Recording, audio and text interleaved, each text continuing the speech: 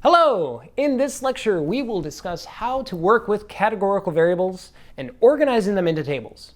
Our objectives for today are to recognize the kind of questions that can be answered with categorical data, to organize categorical data into frequency and relative frequency tables, to define and differentiate between frequency and relative frequency, and to make decisions and evaluate claims with categorical data. Remember from last time that a categorical variable is defined as something that assigns individuals into groups, and that a categorical variable can also be called qualitative. So what can we learn from them? Well, working with qualitative variables is really just a popularity contest. Very simply, when working with categories, we want to determine the breakdown of different groups. We want to know what is the favored or least favored option, and everything in between. In other words, we are trying to discover how frequently each category occurs. Consider these examples. Maybe I'm a chemist, trying to develop the perfect dish soap. Now, that dish soap is going to be made up of a lot of different chemicals. Well, what I will want to know is the chemical composition of my solution, so I have just the right percentage of degreaser and antibacterial agents. Or I might simply want to run an opinion survey among my friends or hold an officer election for my school club. Whatever it might be, the rationale behind working with qualitative variables is to determine the breakdown of groups, and often to see the most frequently occurring category. Let's look at an example. Recently, I heard somebody mention that pink starburst are the best flavor. Hogwash, I say! Red is by far the best. Yay! I always assumed red was the most popular, as it was my personal favorite as a kid. Wanting to validate my 30-plus years of enjoying the occasional starburst, I conducted a poll of people to see what is the most popular starburst flavor. Here are the results from the 30 people I surveyed.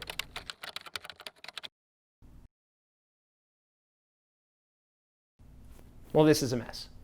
Whenever we see raw data, it's not very illuminating.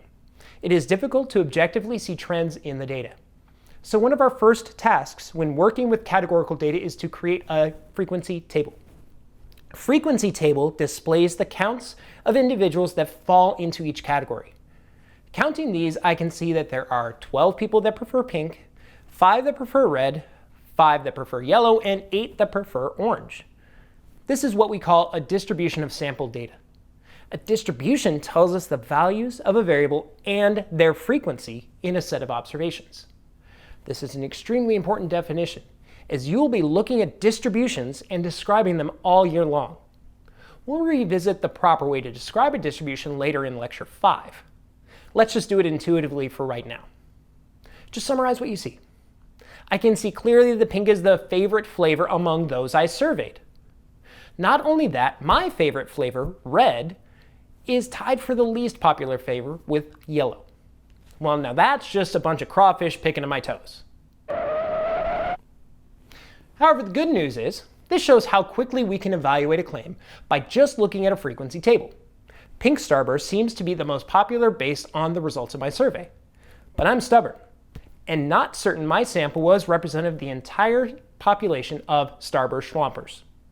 I investigated the matter further and found a 2015 poll conducted by BuzzFeed. In a survey with over 140,000 respondents, they found that 66,647 people preferred pink, 46,078 preferred red, 16,423 yellow, and 12,901 orange. Since this sample is so large, maybe it is more reliable than my poll of 30 people.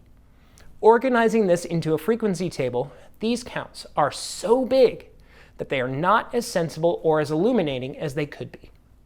We often like to look at a categorical variable by their relative frequency. You see, relative frequency displays how each category relates to each other.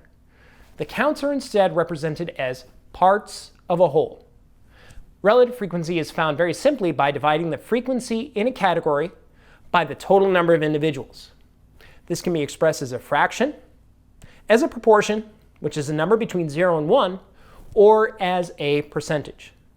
They are all equivalent and interchangeable. Percentages are generally the easiest to read and understand, but honestly, proportions tend to be easier to work with in more sophisticated mathematical analysis. So that's what we will use for the most part. Now we can see the relative frequencies of each, and we can describe the relationship between flavors more easily. While pink is the most popular flavor, it is not the favorite of a majority, as only about 47% of people prefer it. Only about 10% prefer yellow and orange respectively, while red comes in second at 32%. I suppose at this point I have to concede the fact that maybe my favorite Starburst is not the most popular. But at least that means I'll get more reds when I'm sharing a big old bag of fruity juiciness. Alright, so let's recap what we've learned today. We examined categorical variables in order to answer questions about how values relate to each other, often trying to determine what is the most frequently occurring option. The first task when dealing with categorical data is to organize it into a frequency table. Especially with larger data sets, it is probably better to create a relative frequency table in which we display the fractions, proportions, or percentages of each. This organization allows us to quickly analyze a data set by describing the distribution of data, and possibly answer our question of interest. That's it for this lecture. Watch the next one to see how to create a picture with all of this data. Thanks for watching, and have a great day.